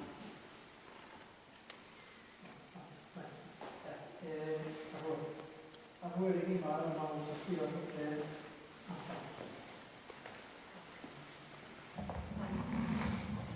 Arro ikerketa lerroa da. Badagoan aurrakuntza legean, 17. atal bat, berari ez esaten duena, auta lortu behar da. Ez gaitasunari dagokionez, ezik eskola giroan, euskerak esentzia zabala izan behar du erabilerari dagokionez. Esan egiten du legeak. Horrek egiten duena neurtu, ari legea betetzen du. Neurketak era askotan egin dira 7 urteotan. Orain bat behar bada landuena kaleratu da, baina horren aurretik beste bat egin dira. Eta zenbait gauza oso antzekoak dira. Zer ikusten da, bat. Eredua pixu handi aldute, bai, eta ez. Iker, baina, ereduak gehiago iteite bekoa baino eta bekoak, ez dite, ez asko ite, baina ez akoa gutxillo iteite, bai, baina izan zage osua, etxetik euskaldun direnak zenbat zerdega eredun. Eta zenbat B eredun. 188 D eredun daude. Eta zen nahi dengoa, oiek erardela zeitia, inok egitegotan, oiek inbarkute euskeraz. Beraz, guk D ereduari atxikitzen dizkiogun, urbeden katu eta horio gantzutu hori guztien zati bat, ez dagokio D ereduari, fabrikari dagokio. Fabrikati dira horiek... Instrumentua da. Bale, eta orduan, honetik esan nahi dut, hori ere bere neurrian baloratu behar dugula. Ez zer esan D ereduaren kontra. Esaten dut, ezin dela uste izan batek zerua eta besteak zera dakarrenean. Horrek, gainerako faktoreak berdin izanik plus bat ematea dut, erantzuna da, zuk esan dezuna. Bai, plus hori izugarri handia alda, eta erantzuna da nik esan dudana ez. Erantzuna ez da inbatekoa. Diferentzia ez da inbatekoa. Ea, zuk esatezu, ez da berdin 1,15 lehen esan duguna, ez dauden orduak 1,15. D ereduko gela batean egon, naiz eta entzuten edo barne gogoetan edo aldamenekoari begira egon, ala A ereduan egon. Claro, batean 1,15 eta bestean 1,3. Beraz, 1,5 aldea zeo, bai, hola plantea dezakek, baina totala begiratzen badek, diferentzia ez dek, 1,5koa, 1,12koa baizik. 12 eta 15 eta 3. Bene-benetakoa bestia da, beste 1,85. Hori ezin dugu aztu 1,85. Eta hori egiten dugu. Eta zentratzea gela barrukoan, mundua hasi eta buka han egingo baliz. Horregatik gertatzen da, umeak are txiki dienean, aur direnean, eta hau esana, eta idatzia, eta erakutsia, eta frogatua dago, eta zoko sono dakizu Estatu Batuetan, hortik kanpora. Eskola konsideratzen da bere baitariko eta bere kabuzko social reward system bat, ordainsari sistema propio bada. Bertan daude ordainak, bertan daude sariak, bertan daude zigorrak. Kastetxeak ahalmen hori du aurra txikia denean. Aurra aziz doan neurrian. Hori azukrea uretan bezala urtu egiten da. Eta ikasleak benetako munduarekin egiten du topo. Benetako ordainekin, benetako zigorrekin, benetako lagunekin, benetako maitemintze prozesuekin, benetako decepzioekin. Eta eskola gero eta asalekoago gelditzen zaio.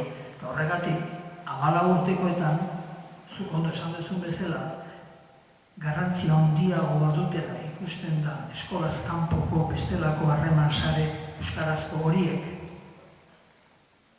de eredua bera, baina horregatik, hortan arrazoi duzu.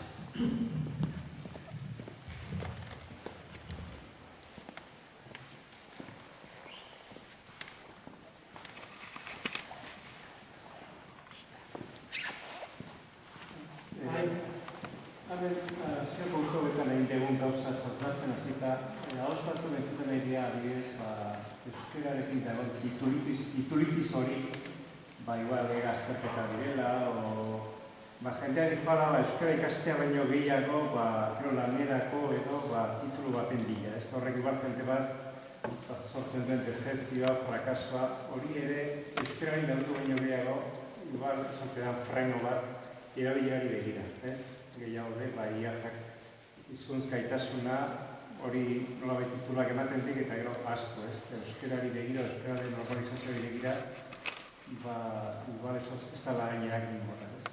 Horren gainean ere zegoen. Euskara revisatu behar ditugun gure paradigma. Igual ez dut, ikuste bezain ondo jaso, gauza bat baino gehiago esan deko, baina ondo ulertu baldin badu, Euskara mesedez, zuzendu, ez dut ies egin nahi. Ez dakit ondo ulertu dudan.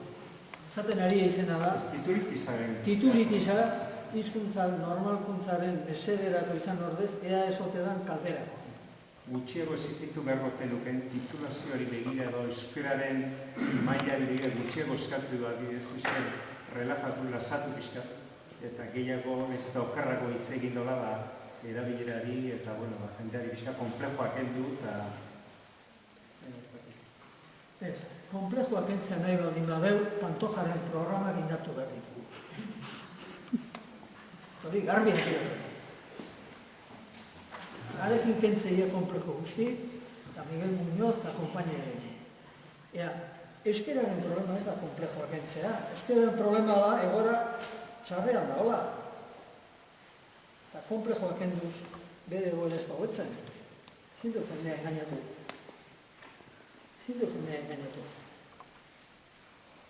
Euskaraz ez dakik, baina lasaitzeagatik eta egoera ez dramatizatzeko agiri emango diat.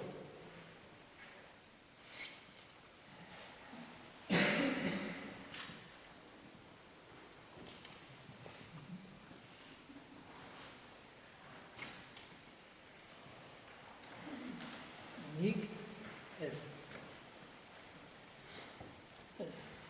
Aberantziz, dakienari eman, eta gero irakasle euskaldun bat nahi dudanean, ere zenean entzat edo alabarentzat, gutxinez, pulamentuz jakin ezala euskeraz.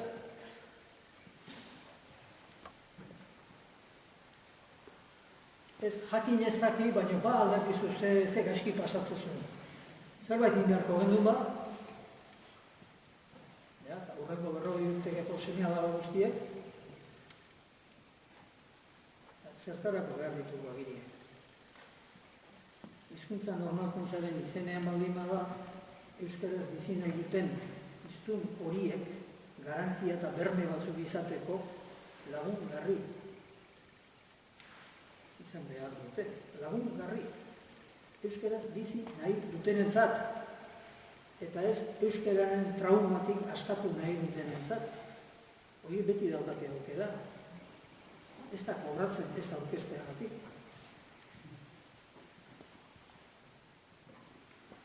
Zuk esan duzuen beste kontua da, eta horta, zeizu arrazoirik falta. Zuk esan duzu momentu batian. Baina, amigo, Patrikarako komenidek, komeni dela, baina hori ez da euskalgintzaren frakaso bat, daukan exito bakarretako bat da Inglaterran guztia da egite inglesez. Han ere jakitia interesgarria da Patrikarako. Baina inori itzaio planteatzen, ez dakienari, badaki esatea eta itzaio planteatzen. First, emateko ere first behar da, bestela galdetu gure seme-alabei. Eta proficiency jakin nahi badek, first egin ez daik aski. Eta zer dira, estua baldin inglesa. Proficiency hau da, eta hau ez baldin badaukak, ez daukak, hau, bestiek ez.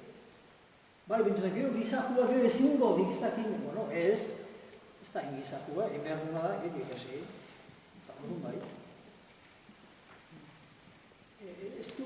Honek ez du beste bueltarik, geure burua engainatuko dugu momentuko estuasunak usatzeko izenia urrengo 40 urteko formulazioak hipotekatzen baditu. Hori da, nire ikuspegia gai horretan 35 bat urte jardun ondoren. Gehi ezin dut esan.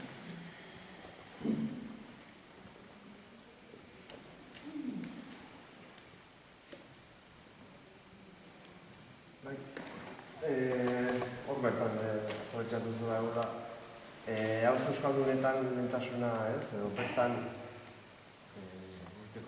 arreta berezi eskaini bat zaiola adostasuna dago ez, zer horrek aipatu zu ez, batzat horrela.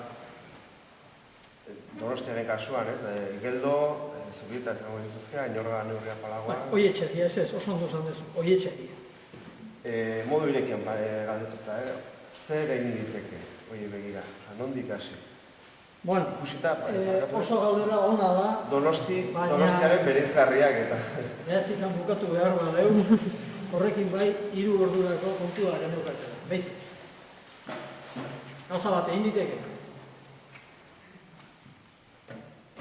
Eta funtzionatu duen lekutan zer egin du. Beti behiratu dezakeu, frakaso dutenak zer egin duten. Eta ez da bat ere gauza txarra, Frakasatu duenak zer egin duen aztertzen oso ona da, ahal dela ez errepikatzeko. Oso ona da, Irlandan, 1922-tik 27 izan zen debatearen berri izatea. Eta bi aukera planteatu ziren, Café pa todos, edo arnazguneak indartu, Café pa todos aukeratu zen, eta gero badakigu, ze etorri zen. Honek ez du esan nahi, arnazgunen bidea aukeratu zen balitz, gauzak zoragarri iztengo zirenik. Honek esan nahi du, Café pa todos aukeratu zala eta desastre izan da. Hori bakarrik esan nahi du. Hori esan nahi du. Eta hori, independentzia politikoa, soberania territorial, ia erabatekoa, ez iparri zutelarik, eskuratu berria zutelarik, eta garai hartako ilusio, gizarte, kolektibidade zehartan, eozertarako teorian prest zeudelarik. Aldi berean, ze gertatu zen Israelen. Israelen ez zuten independentziarik. Ez zuten.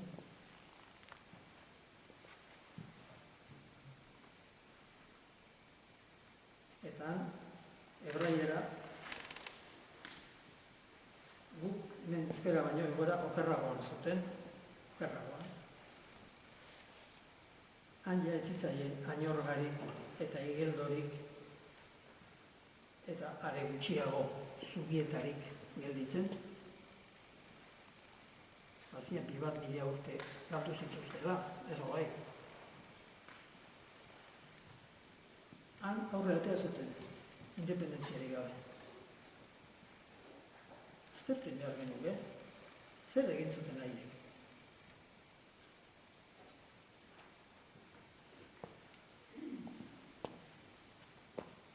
Egin zuten, Hortaz, idatzi dutenak, hartu itzazu bat baino gehiago, baina bat. Spolski, ikusi zer esaten. Hebraiera 1935 ingururako, nagusiki ez erabat, gaur ere ez erabat.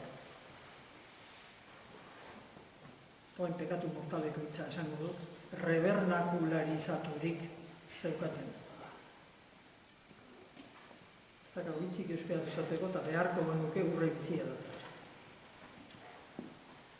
Urre bizia da. Zer esan edu rebernakularizatu? Lengua bernakula bihurtu zutela. Guretzat, lengua bernakula oso konotazio txarra ditu. Hori aurreko erregimenean esatezan, los nobles, los congrados, con su lengua vernacula. Hizkuntza batek bizirik egoteko ez du atributu oberik vernakularra izatea baino. Ez da oberik.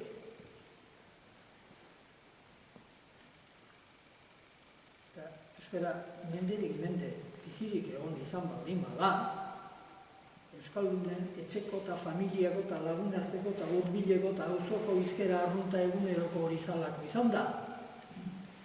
Ez euskarazko eskolak, eta ez euskarazko unibertsitateak, eta ez euskarazko periodikoak, eta ez euskarazko liburuak, eta ez euskarazko ayuntamentu hori zuen. Hori guzti erdara zen. Baina belaunez belaun, bizirik jarraitzen zuen hizkuntza bernakulu gisa. Hizkuntza hildako bat, funtzio horietan, etxe, familia, auzo, hurbiltasuneko eguneroko giro arrunt horretan, bizitasun pentsa galdu dituen hizkuntza bat berriro espazio soziofuntzional horretan reaktibatzea, hori da rebernakularizatzea, hori da egin liteken lanik zailena. Ia inor lortu ez duena. Hori haiek lortu zuten, hori aztertu beharko genuke. Ostarako besteen artean gure antiogena ideologiko batzuk kendu beharko genituzke, ze badirudi Israeldarren kontu aztertzea ja pekatu dela, Israeldarra direlako. Jakin behar dugu lehentasuna gure hizkuntza aurre ateatzea den, ala beste zerbait den. Han begiratuko bagenu, ikusiko genuke guneak sortu zituztela, landa, janda, lota ikasi, dana bate egite zirena. Oso hiztegi gutxi, metode ia ez, oso gutxi, bazuten zerbait. Bazuten zerbait, gutxi, apulso. Gu, men, egunero alkarren aurrean diardugunok, harreman sare trinkoz besteetarik, isolaturik gaudenok, isolaturik beti ere termino relatiboetan, baina isolaturik gaudenok. Hebraieraz funtzionatuko dugu.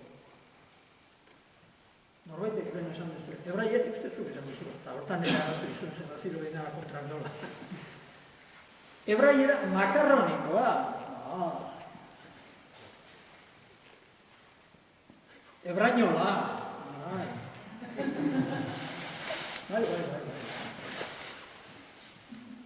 Gaur egiten dana, bestea asko zobea da, egia da. Problema du, ez da egiten. Gainerakoan, zora gabia. Egiten dana hori da. Bai, hori kola da. Han sortu zen. Zer behar dira? Eguneroko jarduneko esna ordu gehienak okupatzen dizkiguten harreman sare horietan euskara hizkuntza arrunt bihurtzea. Ez da hain importantea. Udaletxean 6. zubi bat egin behar delarik arkitektoak egingo dituen planoak euskaraz egote edo sikiera elebietan.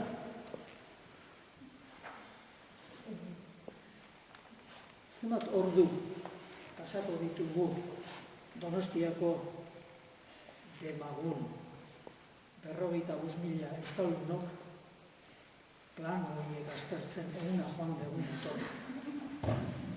Lehen esan ditugun kriterioen arabera analizatzen baditugu 0. Norbaitek, Mikel, simplifikatzen ari ez da, simplifikatzen ari ez. Egi badakik ondo asko, hain tontu ez da, ez? Horre badituela, beste ondorio batzuk prestigioa, hizkuntzak ontako balio du. Ez da ibiltzen, baina berez balio du. Prestigio hori, lausua da. Balio duen prestigioa da egunero jarduera sozialean oinarritutakoa. Bestea fotokopia da. Eta fotokopia baten fotokopia. Beraz, begiratu beharko litzateke zergatik honelako lekuek, jende gehien euskaldunak den horiek, lehentasuna behar duten, baina izugarri ikuskuna ez, zuek lehentasuna markatu dezu horrentzat,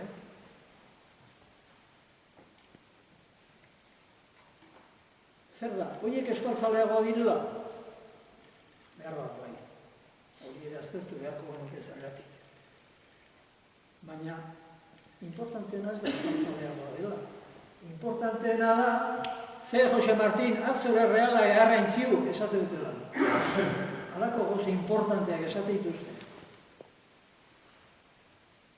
Halako tontakeia egin fijatzea bai, hori dalako bizitaren gatza eta piperra, horretan oinarritzen garelako oinbiko gehienok, ez deula egun oso tesi doktoralak egiten pasatzen, ez da lagola bizia, engainatuta gaudela.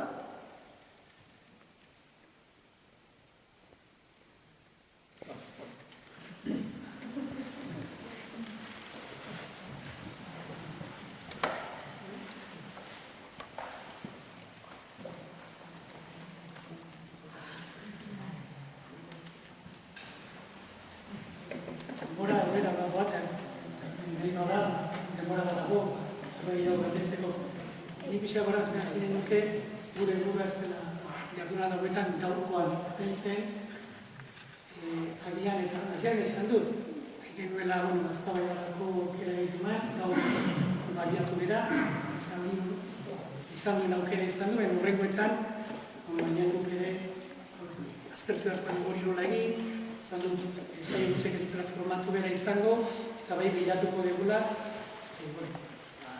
hartaidetza ez da. Gehiagoa dago, luzatu gonbitea horrengo asterako, piratak izango dira hemen, zurazki gazte munduan, eskolatik kanpo, zer gertatzen den, nola bizi duten hizkuntzarena, herri mugimendu gisa, gauzet interesgarri izan dutela, guztiontzat, ez gaztentzat bakarrik. Iradetik hori, gaurkoaren iradetik nik ere zahantza gauza asko banitu, ez eta harremantzaren inguruan eta auzoena gertatu da. Hor dago, legea, legez egin ezin dena, nola mantendu zuet euskalduna, gaunila etxe bizitza, baina ez dira egin, badira, eta horiek erdaldunak, ez badugu legerik, egin izan dutela, ez badegu araudirik mugatzeko erdaldunak han, lakoaten izan badira, zurietara, eta gizema familia erdaldunak, galduten dago. Behatza zaurian jartzen ari zara. Edotza da, Gipuzkoak zitzen dut, eixo akira rakoten. Gipuzkoako herri txikia, zerbait esatea gara. Bila behatziren nola ziren, izako, hemen, magosteko gutxi dago, putako gehienok, Gipuzkoako herri txikia, bila behatziren nola ziren, badakigu. Eta gaur, nola diren, ikusten badugu, esan beharko da, eta guztingona, ez Madrilen inposaketaz, geure iniziatibaz baizik.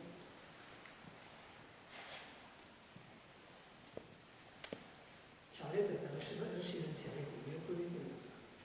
Arritutik, asko egozkoan. Artuko txea funda errezatzen. Juan.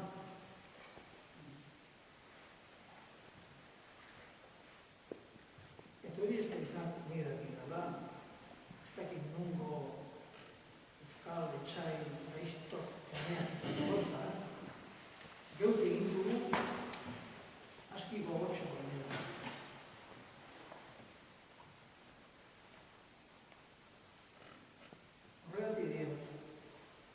euskalgintzak etorkizunik izango bide batezkoa izan behar duela.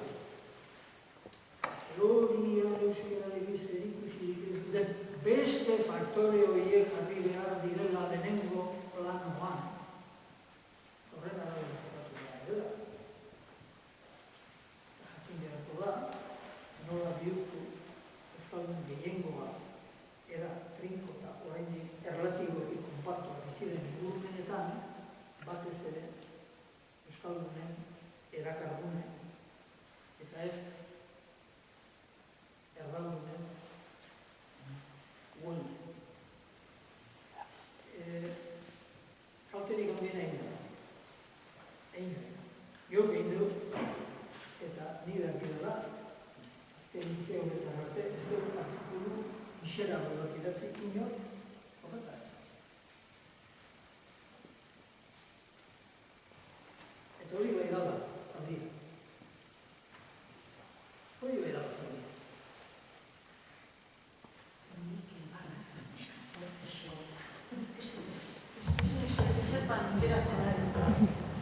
Esaten ari,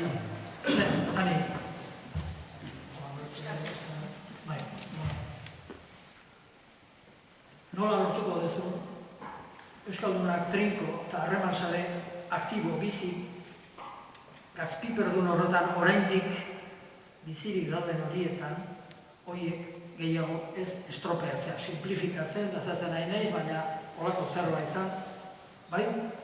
Esan dut, bat, funtsezkoa da, lehentasunezko puntuak beti dira funtsezkoa, bestela ez dieteke lehentasun.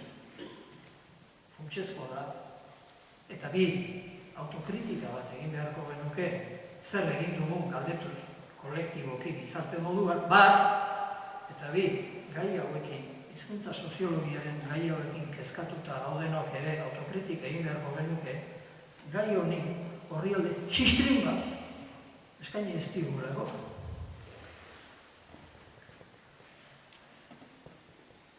Jabetu ere ez gara egin, zertan ari eginen? Jabetu ere ez? Jabetu izan baginen. Benturra, ez? Benturra, ez? Amerika, itzerdia, zelan duko, rasista entziko eta zekizu zerko dekoa. Nik bote prontoan esatek eta oso ondo zetorrek beharrezkoa baita frontoi batean eskartzen diat. Ez, nik ez dut uste beldurra denik. Nik gehiago pentsatzen dut.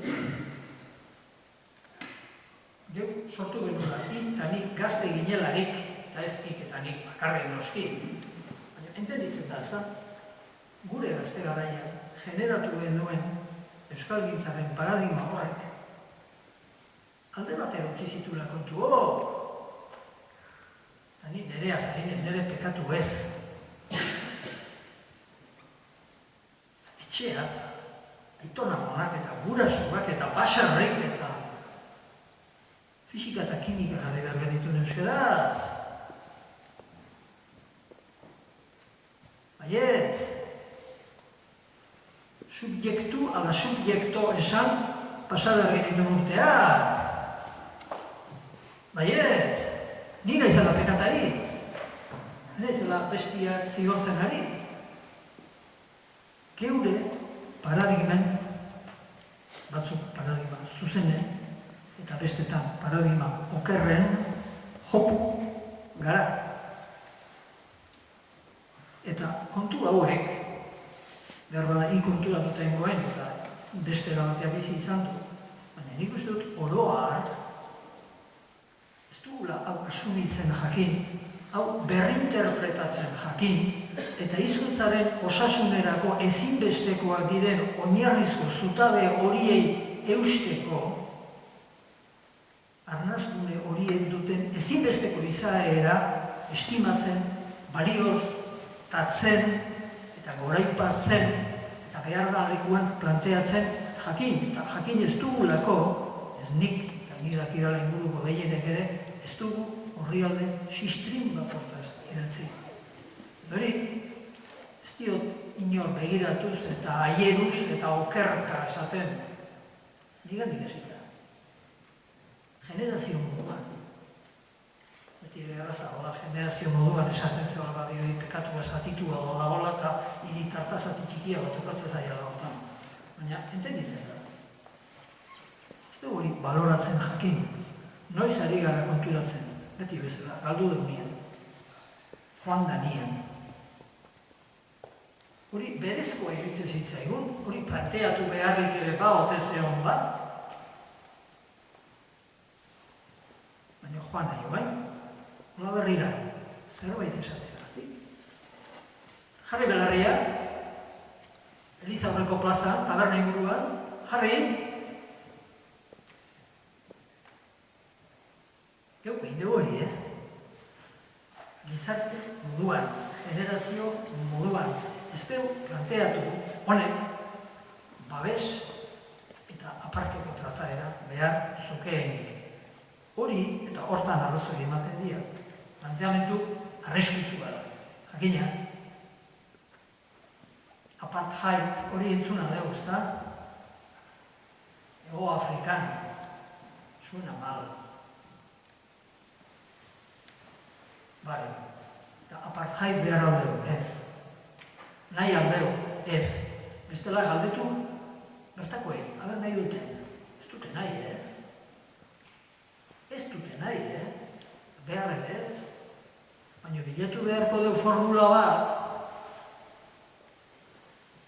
bai perspektiba territorialetik, eta bai soziofuntzionaletik.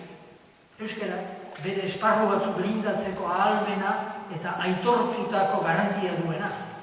Baina hortarako lehen da bizio, hartu beharko dugu, konpartiturikako formulazio batera joan behar dugula. Hori ez dugu egingu, hori bada gure hipoteka. Pekatu guztiak ez ditugu guke, ez naiz hori esaten ari, eta mesedez ez alakorik entenditu. Pekatu batzu, gureak dira, gure pekatuak hori ebintzat, geu konfesatu eta geu konpondu beharko genituzke. Horiek, alare bazara, beste bila, baina horietan beste formulazio batzuk bilatu beharra daukagu. Oraindik ere, bere egin dugu sarraski horrekin ere, horiek dira euskarazko bizigiro pizgarriena gaur ere eskaintzen duten lekuak, estadistikoki. Oraindik ere, bai. Eta nondik ateratzen dira bertsolari gazte gehienak, eta nondik ateratzen dira telebistarako esatari jaioenak, eta nondik ateratzen dira euskal idazle abenidatik. Zenbat atera dira azkeneko gorrekta magutean abenidatik, euskal idazleak. Ala, azteu gibegi.